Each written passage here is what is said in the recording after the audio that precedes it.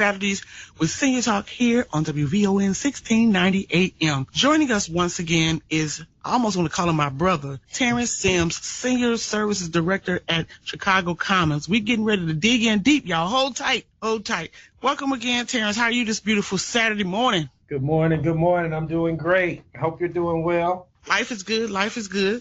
We are so excited. And I just want to tell you, thank you to all the persons who've been reaching out to Chicago Commons and to Senior Talk since we've been here at Saturday mornings at 7 a.m. As I mentioned, thank you for making us a part of your day. Tell your friends, tell your family, Senior Talk and Chicago Commons, 7 a.m. Saturday here on VON. Get yourselves ready and kicked off with us. Now, this is a special segment that we're going to be doing ongoing for the next upcoming weeks. And today, our special topic is caregiving. We're going to dig in deep to actually what a caregiver is. We're going to talk about the misconceptions and the support. We're going to just go from A to Z with this. And Terence Sims is the person to do it. So I'm so glad. So let's get started, Terence. Let's first, we always get so deep into our conversation. Let's give everyone the contact information and phone number for Chicago Commons. Absolutely. You can reach us at 773-373-5055, or you can reach us on the web at www.chicagocommons.org. All right. So today, as I mentioned, we're going to talk about caregivers. There is a focus around caregivers, and we're seeing a lot of more professionals and celebrities talk about caregiving on a personal level. So let's talk about clarifying the role of what a caregiver actually does, if you don't mind. Let's dig into that. So caregivers provide non-medical personal support. Caregivers assist with essential day-to-day needs that become difficult when seniors or older individuals with age have illnesses or disabilities. Things include like bathing and hygiene, dressing and grooming, meal preparation, light housework. Now, these tasks might seem simple, but they are crucial for maintaining physical health and self-esteem. But that's just not it. Those tasks are very meaningful, right? So when we look at bathing and hygiene, we're helping maintain dignity and cleanliness. Dressing and grooming, ensuring that clients feel comfortable and confident.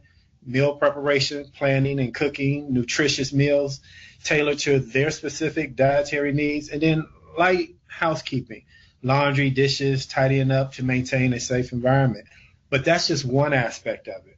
We also help with daily living activity. Caregivers make everyday life manageable by assisting with transportation, which looks like going to doctor's appointments or escorting them to social outings or running errands, grocery shopping, picking up prescriptions, and even scheduling reminders to keep a routine on track. Without this support from our caregivers, individuals will struggle to meet basic needs or remain active in their communities. But again, that's not it. I'm going to keep going, if you don't mind, Claire, all right?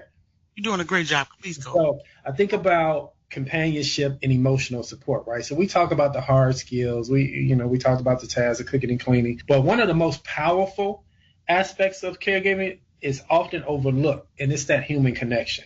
Engaging in conversation and shared activities, providing emotional reassurance and encouragement, reducing feelings of loneliness and isolation. For many of our seniors, a caregiver may be one of the most social interactions, which has a major impact on one's mental health. A lot of our clients don't see anybody. They don't have family that's close by. Some of our clients have, relatives, children that are out of town. So that caregiver may be the only person that they say for weeks, maybe even months for that matter.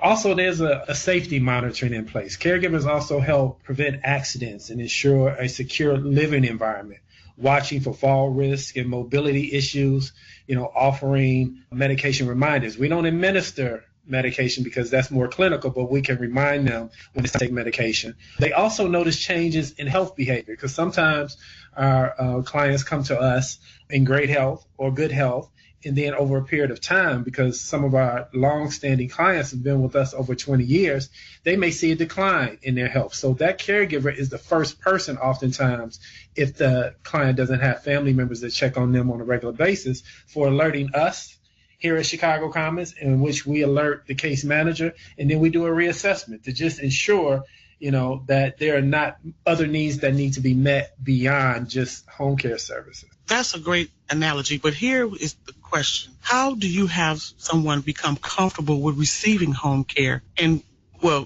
caregiving in their home? How do you make that person who's receiving service feel comfortable? Because seniors are vulnerable, but they like to feel comfortable. And there's so many things that we've been heard in the community about people not caring for that loved one or that person. Can you give us, if we can, let's go back a little bit, talk about senior safety with the caregiver and the qualifications of a good home or caregiver or home aid worker. So I think I stated in our first segment a couple weeks back that everybody doesn't need to be this work. Let's just be honest and transparent about that.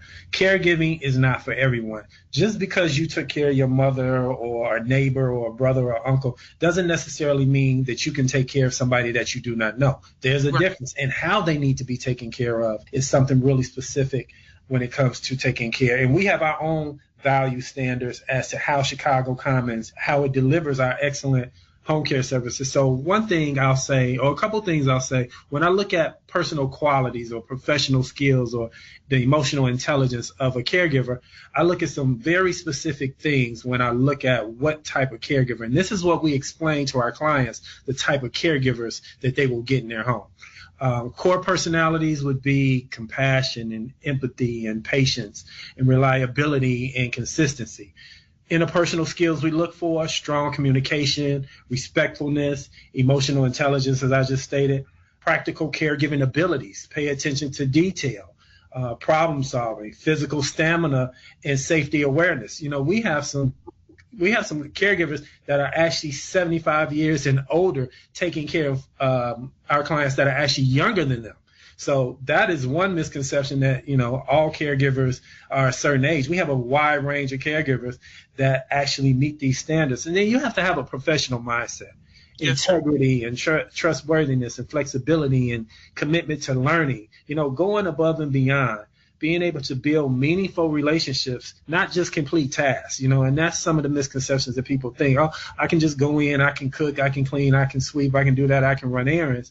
But you build meaningful relationships. You want to encourage independence rather than doing everything for the client. Provide companionship and emotional support, not just physical care, although that is a very important and major tenet of it, but there's so many other things that kind of go into place. And so when we describe the type of care to our clients that they receive, the client becomes a little more comfortable in understanding, okay, they feel confident about what services we're providing, the type of caregivers that they have. But we also convey this to the loved ones that actually bring their clients to us, because it just doesn't stop with the client. Oftentimes, the loved ones that bring their clients to Chicago Commons, they want to know as well. And we have no problem bringing them in, talking to them, having conversations. So it's just not a passing conversation to say, hey, Chicago Commons, we're the best, we do this, we do that. We hold ourselves to a gold standard, and it's across the board. Amen. Go ahead, brother. I love you, Terence. You are just so awesome, and you make me feel comfortable at this time. Let's talk about this one topic right here. There's a new word that we're hearing around the community called adult day service. Mm-hmm. How is in-home care different from adult day service? So home care is one-on-one, the client ratio to the home care aide. Adult day services is more of a structure center program where individuals come in, they're amongst a group of their peers in which they receive services, but in a different capacity, in which we kind of talked about previously a couple of weeks ago. They have social interaction, arts and crafts, they play games, day-to-day physical, some activities, they go out on outings. It's a lot of interaction. So one misconception of adult day services sometimes is that they think individuals are just sitting around doing nothing. It's not a daycare center. It's not just people sitting around. Our staff is active. They have activities every day. They have meals. There's a lot of different interaction, a lot of different things, and we're very creative with the things that we have. We've had orchestra symphonies come in and have live bands come in and entertain for our clients. They go on outings to plays. They go to gatherings. The most recent one we did, we took about 20 of our clients to get their pedicures and manicures. So we do a lot of day-to-day things that they would probably love to do if they were at home, but don't have the capacity or anybody to actually take them. So, and then there's the learning piece of it, right? We interact, we monitor, individuals' diagnosis. We have some people who have onset dementia or Alzheimer's. We have nurses on staff during the work hours from 8 to 5, and then we have a registered nurse that oversees the entire program to ensure that health is maintained throughout their activities throughout the day. Wow, that is a lot. And the term adult day service is also, you're mentioning things that I know personally, it's also a form of respite care, but it's just for them to get out. Respite is also a good form of giving the caregiver a relaxation period for bringing that loved one into a setting where they can still be engaged. And you're doing a great job. I love it, that adult day service. That's a great concept. Now, we just have a few more minutes. What I want you to do is talk about the support factor that you offer, not just for the physical, but the emotional and social well-being and the companionship part of being a caregiver. So let me take the stance of, and I think this will help hone in on your question. So if I was to say why home care services matter, it will kind of answer this. Home care isn't just about a convenience. It's about a quality of life. This is what we're talking about when we talk about support for our clients. It promotes independence. Instead of moving into a facility, which we try to discourage as much as possible, if possible, depending on the individual's health status, individuals can remain in a familiar environment while they're receiving the help that they need. This preserves their routine, the autonomy, and their dignity. Also, it improves, I know we talked about the physical and mental health, but regular assistance with nutrition, hygiene, activities that help maintain overall health. Meanwhile, companionship reduces depression and cognitive decline linked to isolation when they're just at home and they're not actually getting out and doing something every day. I have a routine. And honestly, it provides a peace of mind for families, right? Families can always be there 24 hours. Caregivers fill that gap. Our adult day services fill that gap to ensure that loved ones are safe and supported, which reduces stress and burnout for the families as well. So it's kind of two-part. It's not always just about the client as it is. It assists with those families as well. And those families trust us when we have their loved ones here, that they know from 8 to 5 when they're here 5 days a week, that when they go home, they had a great day. They can come home, they can relax and, rest, watch TV, take a bath, do whatever they want to do, and then start again tomorrow. Well, you have put it on the head, and I'm just so excited that we're going to continue this conversation next week.